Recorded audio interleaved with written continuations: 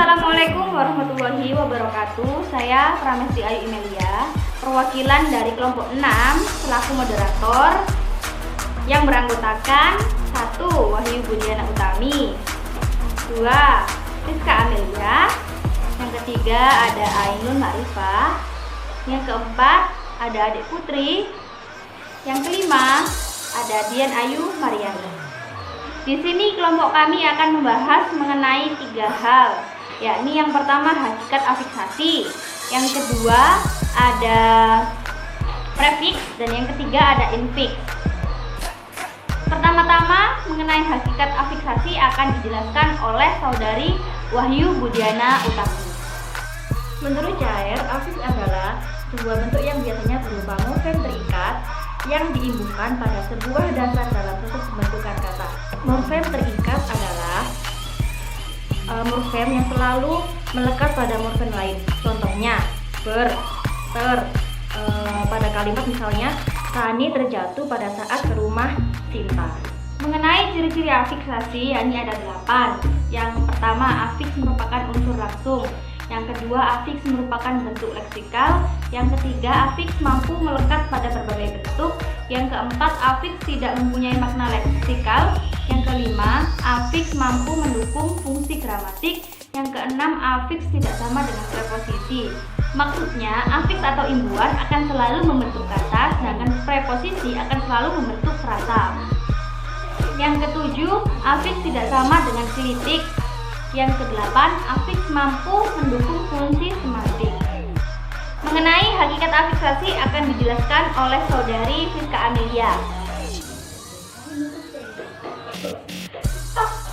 Afiksasi ialah proses pembentukan kata dengan cara menggabungkan afiks atau imbuhan menjadi sebuah kata. Sehingga perbedaan afiks dan afiksasi ialah jika afiks merupakan imbuhan, sedangkan afiksasi merupakan pengimbuhan, penambahan afiks pada kata dasar. Baik, mengenai proses terjadinya afiksasi akan dijelaskan oleh saudari Ainun Ma'rifah. Afiksasi dibagi menjadi 4, yaitu prefiks, infiks, sufiks, dan postfiks. Sekilas contoh prefiks yaitu awalan ber, dari kata kerja menjadi bekerja. Proses terjadinya afiksasi ini khusus untuk me, dan ini ada T, S, K, P, dan C. Contoh me yang pertama itu me plus tulis menjadi menulis, yang kedua me plus tari menjadi menali, dan me plus tari menjadi menari. 2. Me plus kata dasar untuk huruf S akan diganti dengan menjadi huruf NY. Contohnya me plus sapu menjadi menyapu. Contoh lain, me plus tap menjadi menyantap. Me plus kaji menjadi mengaji. Me plus kunci menjadi mengunci. Namun berbeda dengan huruf K pada kata non-NYD yang belum digabungkan dalam bahasa Indonesia. Huruf K tersebut tidak mengganti atau tetap. Contohnya me plus konversi menjadi mengkonversi. Yang keempat, me plus kata dasar yang berawalan dengan huruf P akan diganti menjadi huruf M. Contoh, me plus pesona menjadi memesona. Me plus paku menjadi memaku. Mengenai prefiks akan dijelaskan oleh adik Putri dan juga Dian Ayu Mariani. Prefiks adalah awalan yang berupa imbuhan yang bentuk dasar atau kata dasar untuk membentuk kata baru dengan arti yang berbeda. Contoh prefiks dalam bahasa Indonesia yaitu berlari. Ber adalah prefiks yang memiliki arti melakukan. Di dalam bentuk kata bahasa Indonesia terdapat beberapa jenis prefiks, dan masing-masing prefiks tersebut memiliki jenis bentuk yang berbeda-beda. Berikut adalah jenis prefiks. Yang pertama, imbuhan men. Arti imbuhan men tergantung pada kelas kata bentuk dasarnya, yaitu melakukan tindakan seperti yang tersebut pada bentuk dasar. Contoh, mengambil, artinya melakukan tindakan ambil.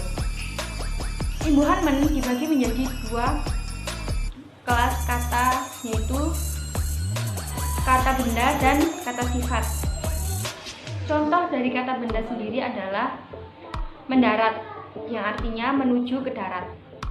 Imbuhan ber dapat dikelompokkan menjadi 3 kelas, yaitu bentuk dasar yang berkelas kata kerja, kata benda, dan kata sifat atau adjektiva. Apabila bentuk dasarnya berkelas kata kerja mempunyai arti seperti berikut. Yang pertama, berada, artinya dalam keadaan ada.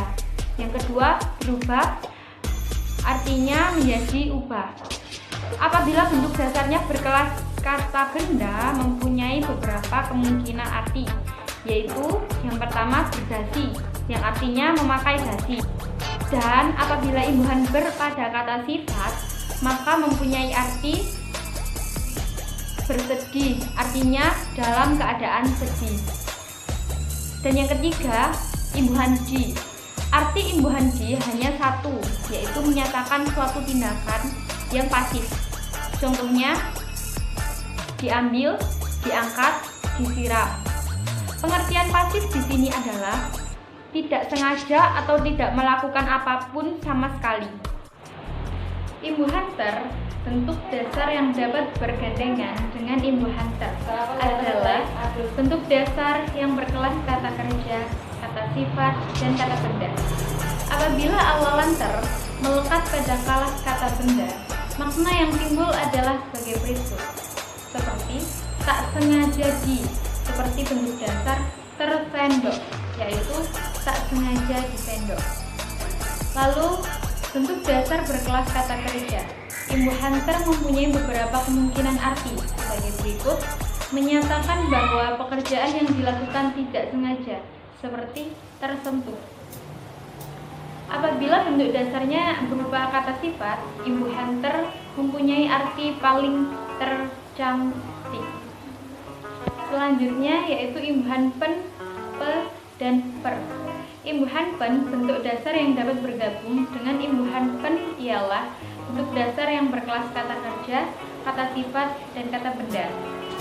Apabila bentuk dasarnya berkelas kata kerja, maka pen mempunyai beberapa kemungkinan, yakni sebagai berikut. Menyatakan orang biasa melakukan pekerjaan yang dapat disebut pada bentuk dasar, seperti pengarang, orang yang biasa melakukan mengarang. Apabila bentuk dasarnya berkelas kata sifat, maka imbuhan pen mempunyai arti sebagai berikut, yang memiliki sifat yang tersebut pada bentuk dasar pemalu, yakni yang mempunyai sifat malu. Apabila bentuk dasarnya berkelas kata benda, imbuhan pen mempunyai arti yang biasa melakukan tindakan atau pekerjaan yang berhubungan dengan benda yang tersebut pada bentuk dasarnya. Misal, perantau, orang yang biasa merantau. Imbuhan pe mempunyai kesejajaran dengan imbuhan ber, sedangkan imbuhan pen mempunyai kesejajaran dengan imbuhan men. Pernyataan itu dapat dibuktikan dengan deretan contoh seperti berikut. Pelari, orang yang berlari, bandingkan dengan penulis, orang yang menulis. Oleh karena itu, imbuhan pe dan pen perlu dibedakan. Dalam bahasa Indonesia, imbuhan pe hanya mempunyai satu arti, yaitu orang yang biasa atau melakukan pekerjaannya dengan tindakan tersebut pada bentuk dasar. Misal, petani, orang yang biasa atau pekerjaannya seorang atau bertani. Imbuhan per dapat bergabung dalam bentuk dasar yang berkelas kata benda, bilangan, dan sifat. Apabila bergandeng dengan bentuk dasar kata benda, mempunyai arti menjadi objek atau sebagai memperlakukan objek sebagai, sedangkan apabila bergandeng dengan bentuk dasar kata, bilangan mempunyai arti menjadi, membuat, menjadi. Contoh, per 3. Apabila bergandengan dengan bentuk dasar kata sifat, mempunyai arti membuat menjadi lebih. Contoh, per istri, menjadikan sebagai istri. Imbuhan yang selanjutnya yaitu imbuhan se, bisa bergandengan dengan bentuk kata dasar yang berkelas kata benda. Misalnya, sekelas, sejalan, sedesa, dan lain-lain. Pada kata benda mempunyai arti sebagai berikut: menyatakan satu, sebuah, satu buah, seminggu, satu minggu. Imbuhan yang selanjutnya yaitu imbuhan ke. Imbuhan ke ada dua macam, yaitu ke sebagai imbuhan sehingga ditulis ke, dan ke sebagai kata depan. Yang termasuk imbuhan ke adalah ke-10, kekasih, kedua, dan lain-lain. Dan yang termasuk ke sebagai kata depan, ke Surabaya, ke depan, ke situ, dan sebagainya. Apabila imbuhan ke bergandengan dengan bentuk kata dasar berkelas kata bilangan, maka imbuhan itu mempunyai arti sebagai berikut: menyatakan kumpulan yang terdiri atas jumlah tersebut pada bentuk dasar. Kelima anak itu adalah anak saya, atau kedua mobil itu baru dibeli. Selanjutnya yaitu prefiks serapan. Bahasa Indonesia banyak menyerap kata-kata maupun afiks dari bahasa lain, baik bahasa daerah maupun bahasa asing. Penyerapan tersebut antara lain untuk memperkaya peradaban kata bahasa Indonesia. Contoh: prasejarah, prasangka, dan prasarana. Tunanetra, tuna susila. Pramuniaga, pramuria, dan lain-lain. Yang terakhir ada infiks yang akan dijelaskan oleh saudari Wahyu Budiana Utami, Ainun Marifah, dan juga Friska Amelia. Oke, infiks yaitu sisipan atau imbuhan yang terletak di dalam kata. Jenis imbuhan ini tidak produktif, artinya pemakaiannya terbatas hanya pada kata-kata tertentu. Imbuhan yang berupa sisipan seperti R, L, dan M. Nah, infiks memiliki 3 makna. Yang pertama, menyatakan banyak dan bermacam-macam. Contohnya, tali menjadi temali. Artinya, ada bermacam-macam tali. Lalu yang kedua, menyatakan intensitas frekuentif. Artinya, menyatakan banyaknya waktu. Contohnya, getar menjadi gemetar. Nah, di sini artinya menunjukkan banyaknya waktu getar atau gerak suatu benda.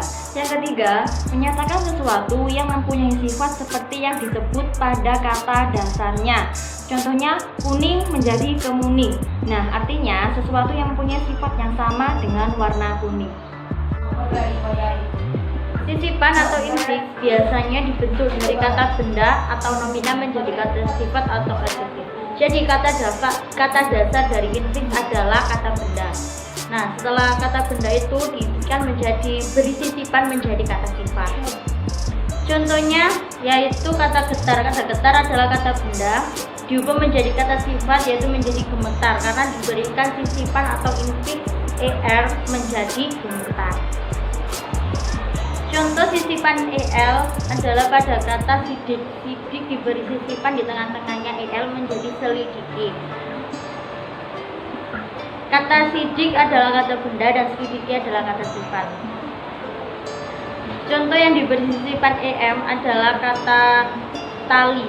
Tali diberi sisipan di tengah-tengahnya em menjadi temali. Tali adalah kata benda dan temali adalah kata sifat.